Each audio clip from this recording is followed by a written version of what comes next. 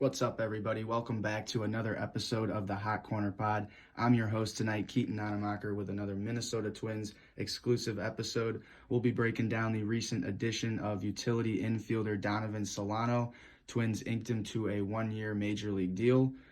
So we'll be breaking down his 2022 and his recent track record and everything. But before we dive into that, I'm going to remind you, definitely hit that subscribe button. Helps us grow as a channel. And definitely hit the like button for this video and hit us up on Twitter for sure. We're really interactive on that account. We love tweeting Twins and Jays stats and questions and everything. So keep up with that. And but yeah, going into this Donovan Solano deal for the Twins, I really thought this was out of left field, to be honest. I was expecting the Twins' next move to be a reliever. Just to kind of shore things up in that department. But the more and more time goes by, it looks like they might be content with that situation. So that's maybe why they went in and got some more depth here with Solano. He's a good infielder, plays all over the diamond, second, third, short. Recently got into first base. So it's another guy that can plug in as soon as somebody goes down, as soon as there's a matchup they don't like. And I really like that versatility right there off the bat. But in 2022, he hit 284 with a 339 on base percentage in 80 games. So about half a season, and he's clearly an on base guy, which I like. You lose Gio Urshela and Luis Arraez. If you're going to get some depth platoon guys, it's kind of nice that at least this one's an on-base guy.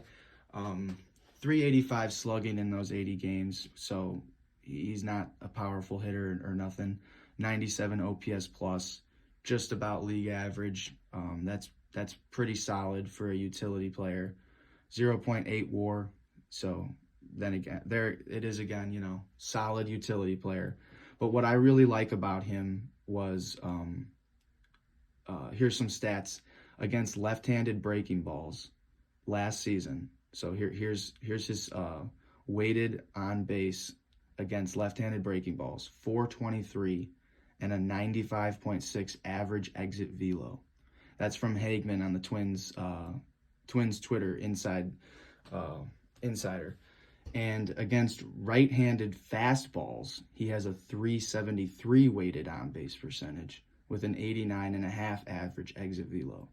So clearly he has his strengths against both righties and lefties. And, the Twins, they've always struggled with injuries. They've always struggled with, or not struggled, but they've always dabbled in the platoons and really moving guys around. And so they clearly see something in these stats here. Maybe there's a slow throw-in lefty on the mound that day, and Solano's got a good history of that. Maybe they'll pick him over Kirilloff maybe that day, or something similar to that. Or maybe they're just not comfortable with a younger player against a righty that day, and they'd rather have Solano's numbers against right-handed fastballs. So I kind of like that idea that the Twins are taking here. It's a very low risk, high reward signing. It's like pitching now, if you ask me. You can't have enough pitching, just like you can't have enough depth utility players. We're seeing it more and more these days. Players are able to play all over the diamond, and it's ultimately keeping them in the major leagues. It keeps them getting the repetitions they need, the at-bats they need. It gives them all the opportunities to prove themselves, and it's just important. It's an important aspect of the game now, ever since that whole Zobrist philosophy really blossomed. It's really been a huge development, and I think the Twins have always been in on that, picking up guys like that. Adrianza comes to mind. So, yeah, and now just looking back at his track record, even looking back further, back to 2019, this is really interesting. Only 4 players since 2019 with 300 games minimum Only 4 have hit over 300 batting average since then. Freddie Freeman, McNeil, Trey Turner, and Donovan Solano.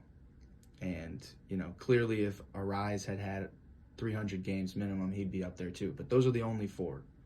And I found that really interesting because I've always known Solano is a good solid player, similar to Cesar Hernandez in my mind. I always compared them. But to see him on a list like that really shows how underrated he's been. And I think that's cool that he went under the radar this whole off season, and the Twins were able to kind of swoop in and get him. And since 2019, he has a 771 OPS. So he's been getting it done, even though he doesn't play full time usually, or he's been injured or whatever. He produces. He's a little older. I think he's 34, 35. I'm not sure off the top of my head, but it's that veteran presence can sometimes trump the youngsters like Gordon. As much as we like Gordon, as much as we like some other young guys, it's another thing that it doesn't hurt to have more veterans and more guys that have been there. So and I look at this bench now with Farmer and Gordon and now Solano with Michael Taylor. I just see endless platoons situations, especially with Gallo and Kirilloff, Larnach. These guys can play everywhere. So I think it'll be an interesting development what the Twins and what Rocco ultimately do with Solano and how they handle these platoons. Are we going to see Farmer against lefties mostly? Are we going to I would like to hear what you guys think too, because this was kind of out of left field. I'm sure a lot of people have different opinions on this or different takes, so to say. So definitely let us know what you think about this signing. Let us know if you think the Twins are done for the off season, and just give us your ideas, thoughts.